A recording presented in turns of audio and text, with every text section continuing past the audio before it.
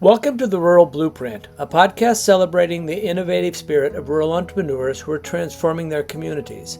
I'm Brad from Reinventing Rural, and each episode we spotlight small business owners and community partners who have built thriving enterprises in rural America. Join us as we explore their journeys and strategies, providing inspiration and practical insights for anyone passionate about rural development and entrepreneurship. I'm here with Andrea Nelson. I'm so excited to chat today because I love to talk with people who show what they've done in the community, but also can see what it does for them in their own life. A little bit of Andrea's background. You grew up in Pendleton, Oregon, which I've been to exactly one time and I loved it. I know that you're trained in watercolor painting, oil painting, and you currently teach middle school math, and you also serve as an art instructor. You worked on a doctorate in 2014 to 15, and while living on a 120-acre old farm. Grew up as a frugal mom who emphasized DIY projects. You're a mother of two aspiring entrepreneurs. Your daughter owns a vintage clothing store, and your son is also an entrepreneur. Yeah, that's a lot of cool things that you've done. Do you want to tell us who you are and what you've been working on lately? Yeah, sure. I'm Andrea Nelson, and I currently live kind of in the middle of nowhere outside of Lexington, Oregon. So, for anyone listening who might be in the western side of Oregon, you head east and you go past the Dalles and you keep going and head south and to the middle of a wheat field, and there is our farm. I have had the pleasure to be the executive director of the South Morrow County Art Center, and I've had a ton of great success and some really awesome programming with my assistant director. We also are in the works of starting a new center in Heppner for children, a children's center called the Morrow Discovery Center, and I'm on the board of that. I'm a business owner. I have a bookstore as well as the farm, and then yes, I teach full time as well. So this year I'm teaching middle school math, and I also teach high school art, and then again do art in the community as well. So busy, but that's the way I like to be. That's why you like it? Yeah. I love that you teach art and math because those two things to me just have endless possibilities to like inspire each other and go together. I love that. I know that your entrepreneurship spans art, agricultural, retail, and education. So those things are all, in my mind, I see them as very different. I've never met someone who can do all those things and does all those things in one community. Honestly, that's super impressive that you have so many touch points where you live with the people in your community. What motivated you to have so many different ventures and to connect on so many different values in your life? How did you decide on those things that you wanted to do in your life and in the community?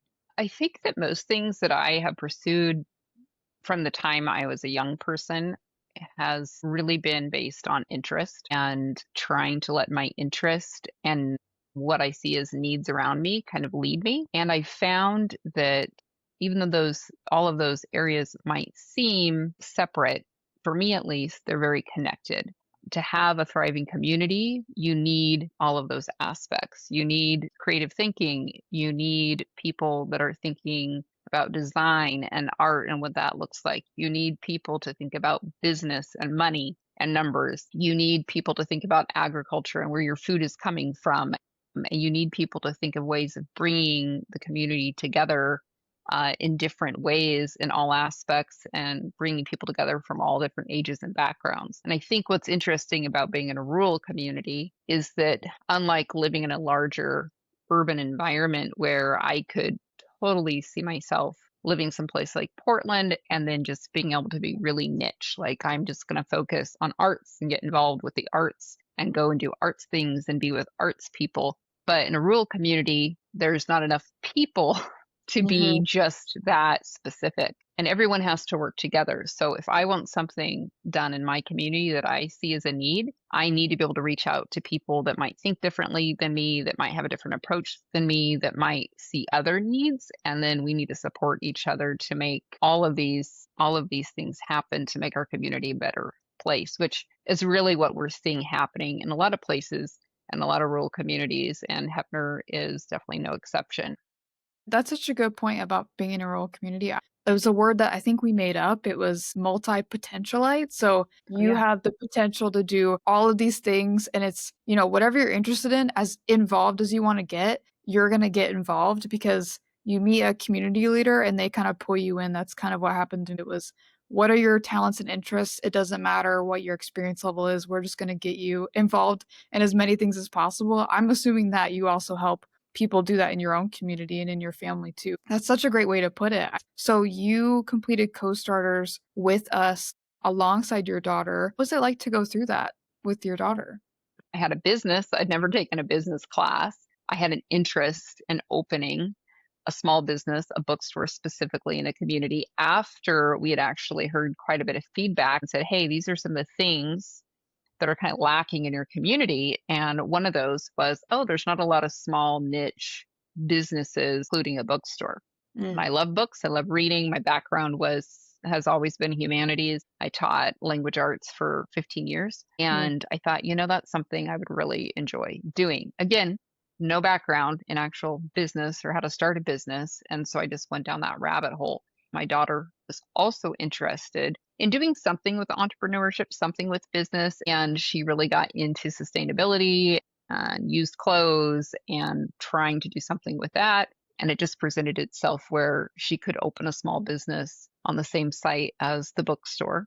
So I could support her in doing that, and she could go through that process with me, and I could kind of help coach her. But also, she's her own unique person with her own ideas, and she was able to bring new, fresh, younger ideas to the table of how to reach people. And I definitely have learned from her and a lot of the other younger people that I try to mentor about the impact of social media, all of those aspects that are really important to keep a business going, especially in a rural community where you have to kind of stay relevant and you need to be able to connect to, again, all audiences, not just the older folks, not just the middle-aged folks, and not just the youth, but everyone kind of, and what they're looking for and what they need.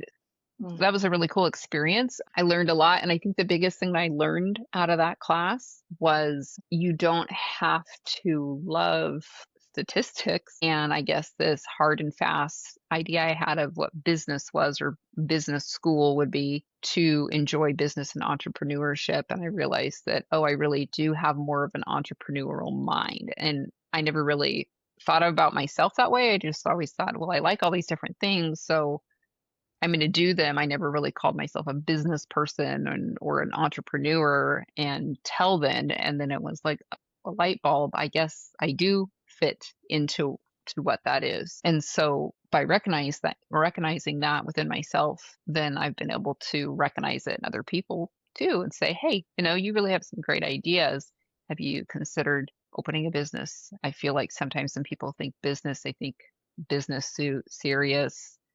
You have to know all the things. And in today's world with all the resources out there, from things like Reinventing Rural all the way to YouTube videos to, TikTok, to you have lots of resources to be successful as a business owner and as an entrepreneur that maybe you didn't have 10, 15, 20, 30 years ago. So yeah, it was a great experience. I feel like the idea that we all form in our minds of what an entrepreneur is so dependent on your cultural experience, your family experience, the town you grew up in. Basically anyone you know in real life that owned a business or was an entrepreneur, what was that person like? I must need to have those traits. But I've met so many people that are so different, and that so many people that have really big skill gaps, and they don't necessarily have to fall in love with mastering those things in order to be successful in what they're doing. If there is a common thread, it really is just a desire to want to challenge yourself and to continue showing up even though you're not super confident in doing whatever it is that you're going to do next. Even if it doesn't feel like it's in your wheelhouse, having the creativity, I think that that's probably the major thing that I would say that connects a lot of people who are entrepreneurs. You mentioned before when we spoke that the key to being a serial entrepreneur is having multiple businesses that fund each other. So having things that complement or flow into one season to the next and things like that. Can you walk us through how that model works for you in your businesses and what advice you would give if someone was thinking that they wanted to do that as well? Yeah, sure. So I think in the rural community, especially where, well, in any community where you have different seasons of people coming in to visit and maybe tourists, or in our case, hunters, or, the farming season versus the winter season when things are not as busy. And for myself personally, because I do have a lot of interests and I get bored, focus on one thing for too long. So I need to be able to kind of spiral and work through. For me, the bookstore functions really well in our community because I also have an Airbnb connected to the property. And I Mhm. also have my pottery studio connected to the property. And I also have my daughter's vintage store connected to the property. If the bookstore, let's say, is having a slow month, um, that's okay because the Airbnb usually kind of helps pick up that slack. Or if, Lita's store she can't afford to have a full-time employee manning her clothing store, but it's okay because we have a full-time employee at the bookstore who mans the bookstore, mans her store. If I have something going on with the pottery studio, they can kind of man that. Or if someone even has a question about the Airbnb, they can be there to answer those questions. So Mm. I would say, and advice for people, especially in a rural community, would be find ways that you can expand and have several different points of interest for people to come in and work with your business. And you could bring in different revenue streams with as little manpower as possible. And I would Mm. even say that applies to like the Arts Center, which isn't, a business, so to speak. It's a nonprofit. But by partnering with the school district, we were able to offer an awesome summer program. We offer after school programming by letting kids come down and do work. That we're partnering with the Senior Matters and doing senior classes once or twice a month, reaching out. So it's not even about making money. That's a nonprofit, the Arts Center, but it's about where do we find people to engage with what we're doing. And now, again, with the Discovery Center, the Children's Museum, same thing. How do we partner with the local daycare? How do we partner with a school? How do we partner with other stakeholders that are going to want to use that resource? And how can we make it so it's used? You want people to access it and use it, and all of those organizations provide a third space in a community, and many rural communities don't offer a lot of third spaces. And Mhm. it's very important for building community and allowing people a place to get together and share ideas and such. So yeah, I super important for people who want to go into entrepreneurship. Find ways that each of your businesses or interests can build and support each other. Yeah, I guess that's the beauty of being in a rural environment and being an entrepreneur is you have that ability to see the connections. That's a brilliant way to look at business as a whole. The pottery studio next to Airbnb and the vintage clothing store, I would spend a couple hours there definitely if I was staying there. I would just walk around.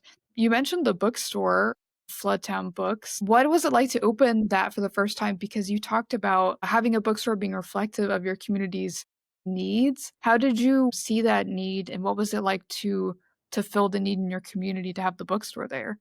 A little background point, we bought that property during 2020, during COVID. And so we had kind of put a pause on a lot of what we were doing on the farm so that we could then focus on that because we really weren't having people come out to the farm during the masking and the COVID.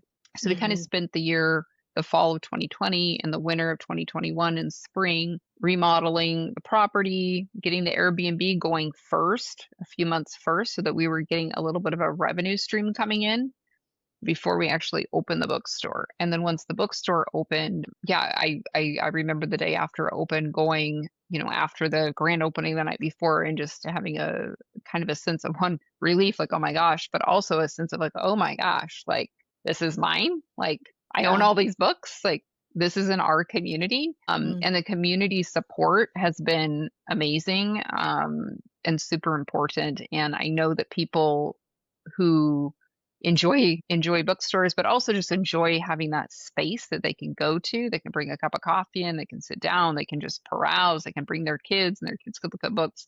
again, back to that third space idea, has been really important to many people in our community. It's a place where, like, I meet with my writing group, other people can get together. I have wonderful employees. And going back to the cost of running the bookstore, I will give a huge shout out to the Port of Morrow. Does a wonderful internship program for businesses around the county, and part of that is they pay the interns to work at different businesses. So I have a couple wonderful high school interns who work a couple hours a day. That helps me out tremendously, but also gives them experience.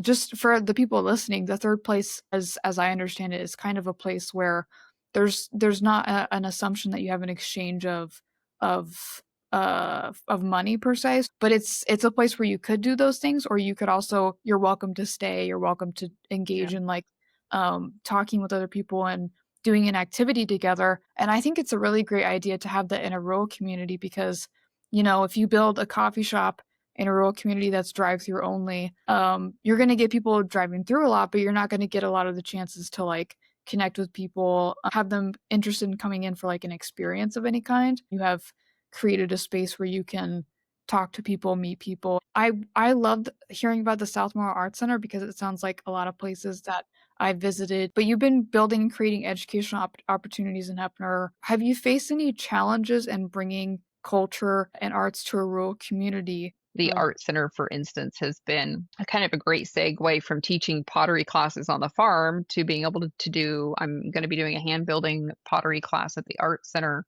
because my pottery studio in town's pretty small, and we can do the hand building at the center, and then I can fire everything at the pottery studio. We did a really fun wheel throwing class at the pottery studio, just kind of like bringing all of these layers together. The Art Center also is in the hub building in Heppner, the Innovation Hub, which has a commercial kitchen. And so there have been several people that have taught classes there, like sourdough bread baking, and kind of back to that, like, what skills do people want to learn and how can we make that happen? And one of the important things at the Art Center, making it more accessible to people with my assistant director, Jamie Mullins, has been really introducing people to the art world at their level. So starting with lots of what we consider more crafts, right? So maybe leather craft, maybe jewelry making, maybe she's doing a walking stick class with the seniors. So things that a lot of people don't maybe in their minds think of as fine art, but more of a craft, but it's more accessible and people enjoy it.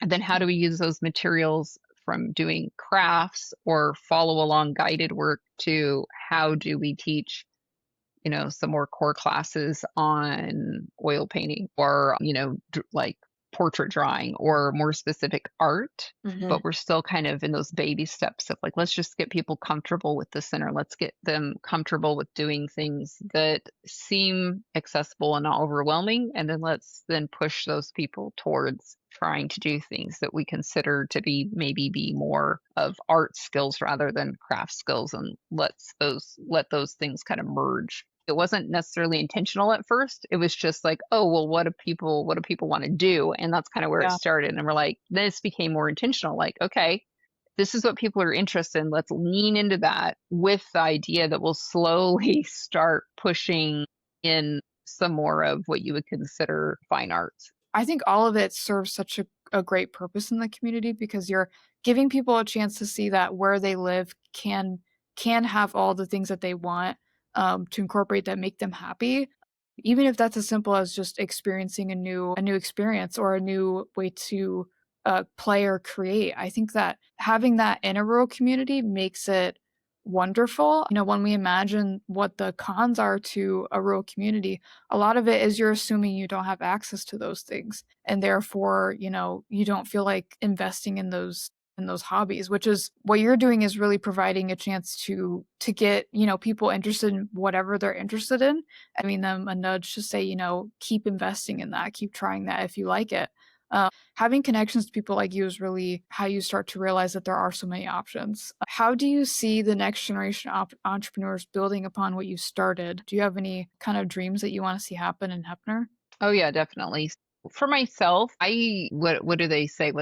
What's the thing? The guide from on the side or the sage from the stage, you know, thing. I'd want to be the guide from the from the side. So I want to start all of these things. I do not have a true, I guess, need or want to be in charge of everything for forever, or even now. I love to start. I want to see these things in my community. The passion for me is I want them to be available for people, including myself, including my children, including the children I work with every day, including the people that I see and say hi to on the street. I don't have to be the one running the show. I don't have time to be the one running the show. So I love to be able to work with several different people in the community across the gamut, young and old. And my goal is to eventually, with all of these different programs I'm involved with, is be able to pass that on to somebody else who also shares a passion and wants to see the community thrive. And slowly, if I start something, like for instance with the art center, that might have been my baby, but I see what my assistant director is doing with it, and she's really the one day-to-day operating, coming up with ideas, doing a lot of the work. And eventually what I love to see her or others like her kind of take that on and own it for themselves, in a sense, like take that ownership.